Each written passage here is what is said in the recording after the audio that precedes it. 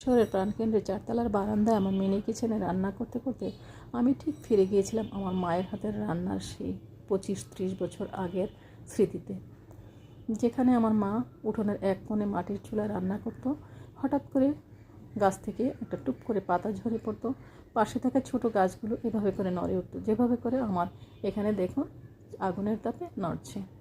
তো আমি বিষয়টা ভীষণ উপভোগ করছিলাম আর মাকে খুব মিস করছিলাম। মা ইফতার ভাজতেন আর আমরা চারপাশ দিয়ে বসে, আমরা তো ছিলাম কয়েক ভাই বোন, চারপাশ দিয়ে বসে শুধু অপেক্ষার প্রহর গুনতাম কখন ইফতারের সময় হবে আর সবাই মিলে ইফতার করব। তো সেই যে দিনগুলো খুবই আনন্দের দিন ছিল, যেটা আজও স্মৃতিতে বারবার নাড়া দেয়। তো দেখুন, কথা বলতে বলতে আমার ইফতার প্রায় বেগুনিগুলো ভাজা হয়ে গেছে এবং চমৎকারভাবে ভাজা হয়েছে, আগুনটাও চমৎকার জ্বলেছে।